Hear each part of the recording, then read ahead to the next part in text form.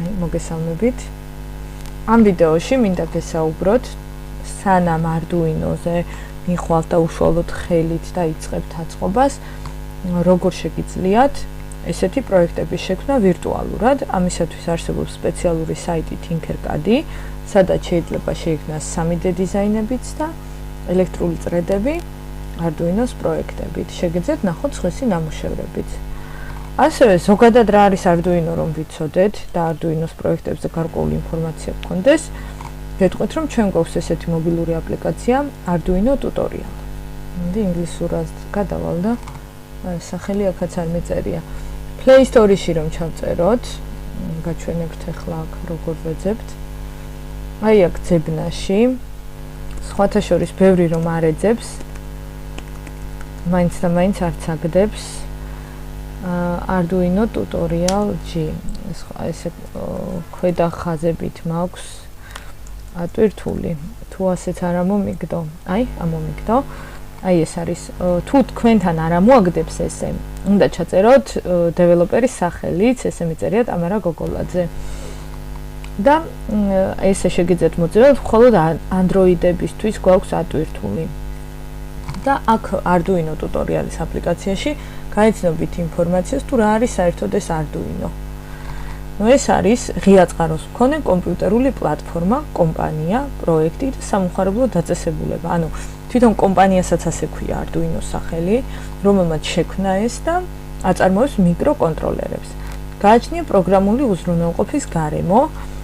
აი ამ ID გარემოს ამ კომპიუტერში მე ვერ გაჩვენებთ, იმიტომ რომ ეს Chromebook-ია და Windows-ისთვის არის ეს პროგრამული უზრუნველყოფის გარემო შექმნილი, მაგრამ ერთ ვიდეოს მე დავდება ამაზეც. ანუ ეს ნიშნავს, რომ ამ გარემოში არის დაპროგრამებადია თვითონ ეს Arduino და შეიძლება მისი კოდით მართვა. Arduino-ს პროექტი დაიწყო 2003 წელს, როგორც პროგრამა იტალიელი სტუდენტებისთვის. ის სტუდენტებისთვის მიზნად ისახავდა მოწყობილობების შექმნის გამარტივებას. მას ძირითადად იყენებენ რობოტებისთვის, თერმოსტატებისთვისა და მოძრაობის დეტექტორებისთვის. თუმცა ბევრი სხვა ფუნქციაც აქვს ახლა. სახელი Arduino მომდინარეობს იტალიის ქალაქ ივრიაში მდებარე ბარიდან, სადაც მისი დამფუძნებლები ერთმანეთს ხვდებოდნენ. ბარის სახელი კი მომდინარეობდა ივრია Arduino სახელიდან, რომელიც იყო ივრეის მარკის მარკგრაფი და იტალიის მეფე 1002-1014 წლებში. ინფორმაცია აღებულია Wikipediaიდან გასულ წელს, როდესაც ჩვენ მოამზადეთ ეს Arduino-ს მობილური აპლიკაცია. ჩემმა მოსწავლეებმაც კი აღმოვაჩინე, რომ კლუბის წევრებმაც, რომლებიც ცოტა გვიან შემოვარდნენ, იცოდნენ Arduino-ზე რაღაცა პროექტების აწყობა, მაგრამ ეს ისტორია არ იცოდნენ, თუ სად შეიქმნა და რას წარმოადგენს ეს პატარა მიკროკონტროლერი.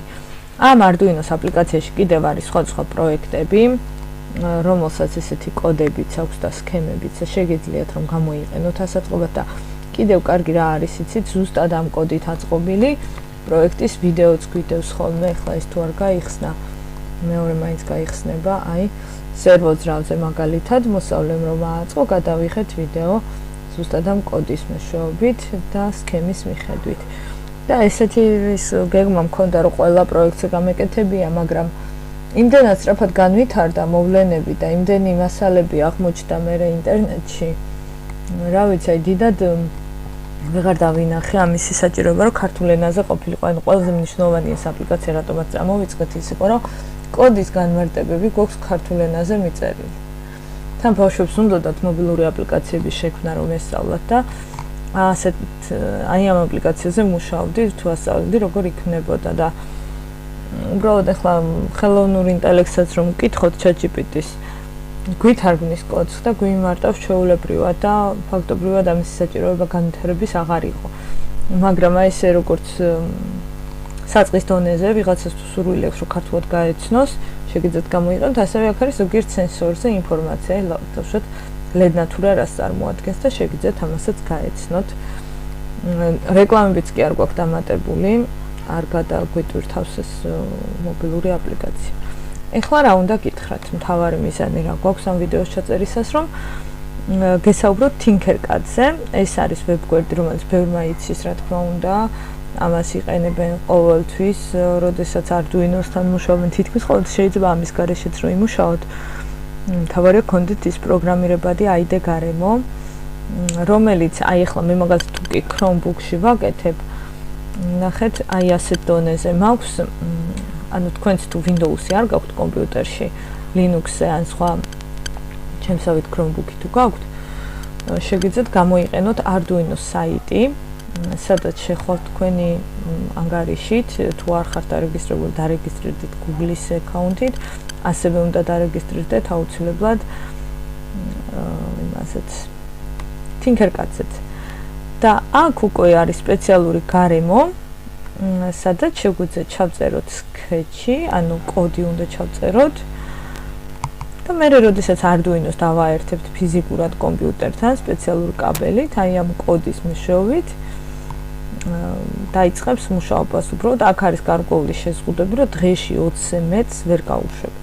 და თუ კი გაქვთ Windows-ზე ასეთი პროგრამირებადი გარემო, იქ შეუზღუდავად შეგიძლიათ გაგრძელოთ მუშაობა ჩვენი სკოლის კომპიუტერზე, ასეთი პროგრამა ჩაგვიტვირთეს იმ პროექტის ფარგლებში.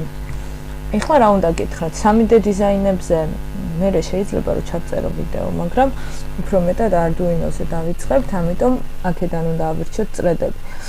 არ მახსოვს Tinkercad-ი არის თუ არა ქართულ ენაზეც, მე ინგლისურად მაქვს Tinkercad.com-ზე რომ შეხვალთ, დაგილინკავთ ამასაც აღწერაში. უნდა ერჩიოთ, ანუ რეგისტრაციას გაელოთ ჩვეულებრივად Google-ის აკაუნტით, ან სხვა მეილითაც შეიძლება რომ დარეგისტრირდეთ, უბრალოდ Google-ში თუ იქნებით, უფრო უკეთესია მე მგონი, იმიტომ რომ მეილზეც მოდის გარკვეული ცუდომა გაქვთ. არ ვიცი, რატომღაც ყოველთვის Google-ით ვაძლევ ხოლმე რეკომენდაციას, იმიტომ რომ მეც ასე მითხრეს ტრენინგზე. რა სხვაობა ზუსტად არ ვიცი, სიმართლე რომ გითხრათ. ეხლა რაც შეეხება წრედების შექმნას თუ ვიწყებთ, აი ასეთ რაღაცას დავაწვევით და გამოგვიჩნდება მთელი ეს კომპონენტები, რომლებიც საჭიროა პატარა პროექტების სასაწყობად. ეს არის ჩვენი ყველაზე მნიშვნელოვანი Arduino, თუმცა შეიძლება აქ Arduino-ს გარეშეც რა ეწყოს, მაგალითად პირდაპირ აიღო 9 ვოლტიანი ნათურა, ეს ბატარეა და ამაზე რომ ნათურა დაამაგრო, ალბათ რეზისტორი დაგჭირდება რომ დაიწვას. აი ასე გავაკეთოთ, შეიძლება მაინც დაიწვას. ეს არის ყველაზე მნიშვნელოვანი და საჭირო და დადებით ის მომტანი, იმით რომ შეგიძლია სიმულაცია გააკეთო და დააკვირდე რა მოხდება, რატო არ აინთო ეს Arduino გავაქროთ 1 წუთი. მაინც არ აინთება ალბათ და ვნახოთ რეზისტორის წინაღობა 1 წუთით. აი ესენიც გადავაბათ ერთმანეთს, მე მგონია რომ უფრო უნდა დაიწვას. აბა არაფერი არ ხდება, ალბათ რეზისტორის წინაღობა არის მაღალი, 1 კილოომი. მოდი შევუცვალოთ და გავხადოთ 220 ომი წინაღობა. 220 რატო ჩავწერე, არ ვიცი, ხა ეს ძაბვასთან კავშირში არ არის. აბა ასე ჩავწეროთ. არასწორად მოგფეხი. დიდი ფეხი ნათურის არის პლუსი.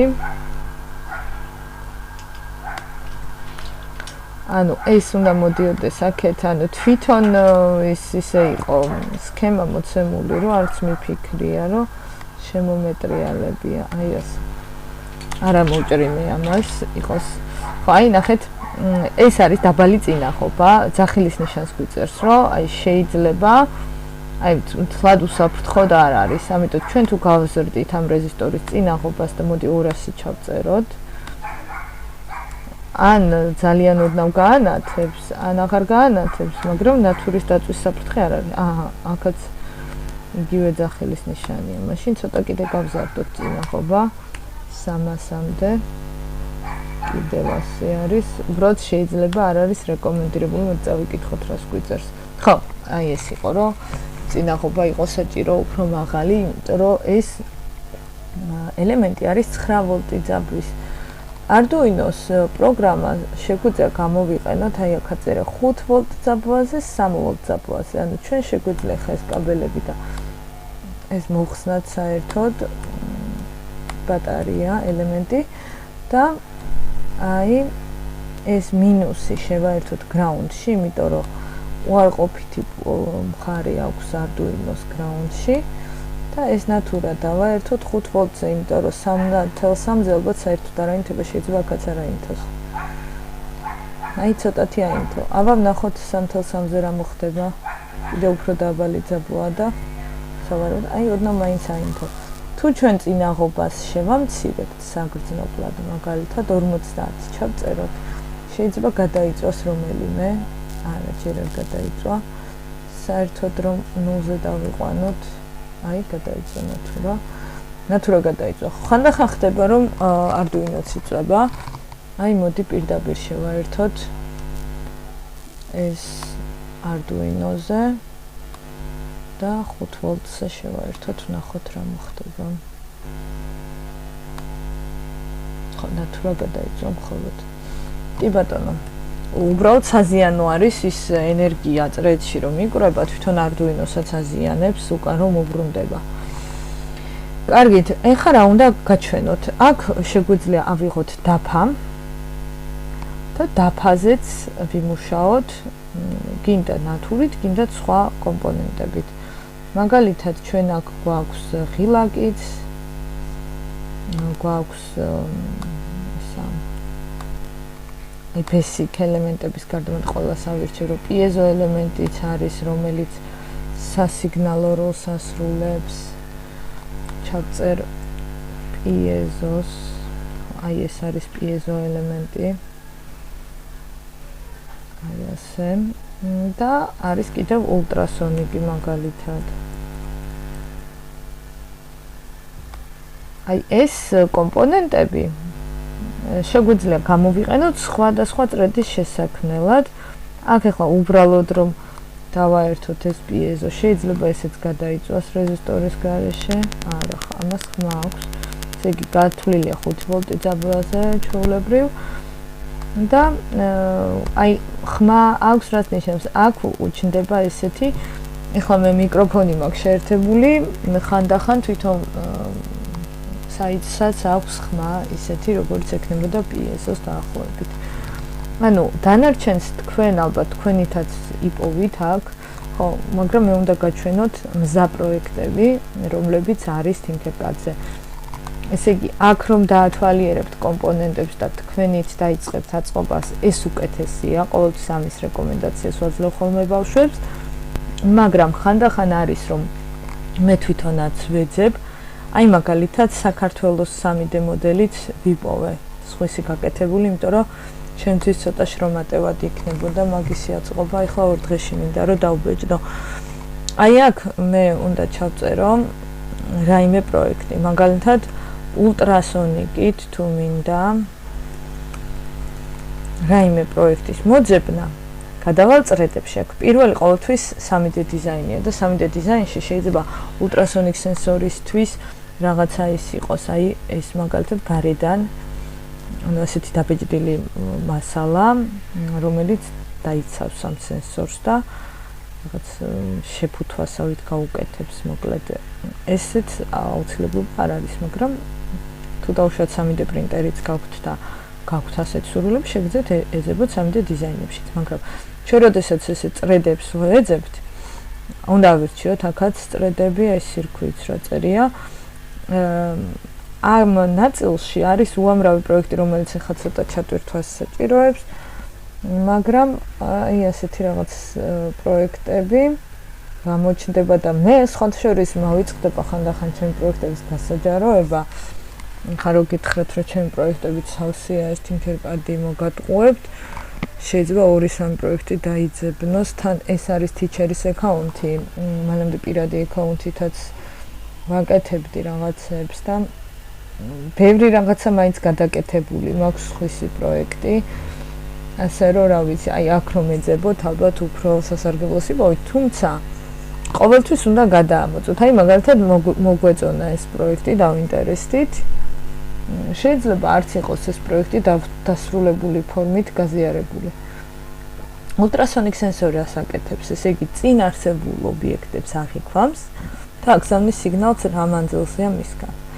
ამას ახლა სერიალ მონიტორი არ აქვს შიგნით ჩაშენებული და იმ აი დედა პროგრამული უზრუნველყოფის პლატფორმას აქვს ეგ და იმ სერიალ მონიტორზე გიწერს მონაცემს. აქ ესე შეგიძლია რომ ამოძრაო ეს საგანი გარშემო და გიწერს რა მანძილზე. ხო, წეხან ხო გვიწერდა.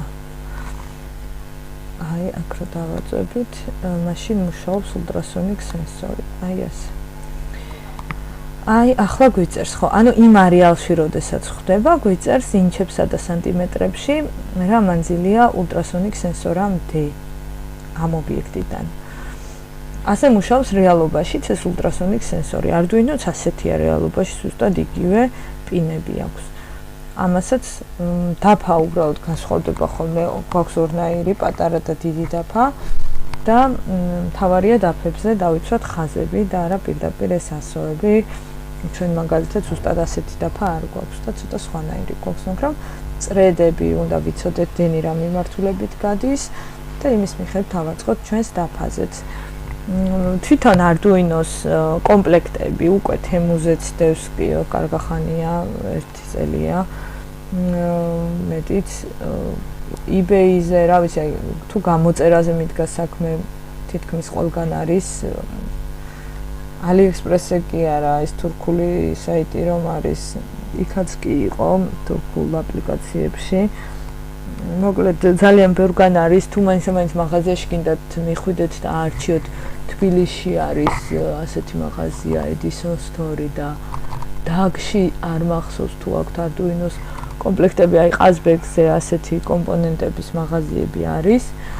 შეგეძათ მიხვიდეთ და არჩიოთ, მაგრამ მანამდე მაინც ჯობია რომ ყოველთვის სანამ რეალურ პროექტს განახორციელებთ Arduino-ზე, გქონდეთ აწყობილი Tinkercad-ში და აქ გადამოწმებული რამდენად სწორად მუშაობს, იმიტომ რომ თუ ჩვენ არასწორად დავაერთებთ, ან გადავწვალთ, ან ვერ ავამუშავებთ პროექტს.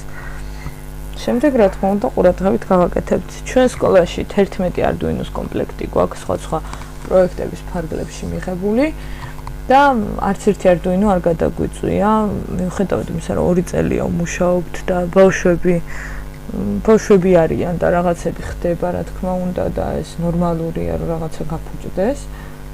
მაგრამ აი ესე დაემთხვა, რომ აი გადაწვის ვარიანტი იშვიათია მაინც. შეიძლება შეცდომებს უშვებენ, ვერ აწყობენ პროექტებს, რა თქმა უნდა, ესეთები უფრო ხშირია. არა, ესე გაფუჭების შემთხვევები არ გვაქვს ხოლმე. ვუფრთხილდებით კიდეც და თან ვიყენებთ ამ Tinkercad-ს იმისათვის, რომ მსგავსი შედეგები აღმოვხვრათ წინასწარ. ხო, აი თქვენს ასე გირჩევთ, იმედია გამოგადგებათ ეს ვიდეო.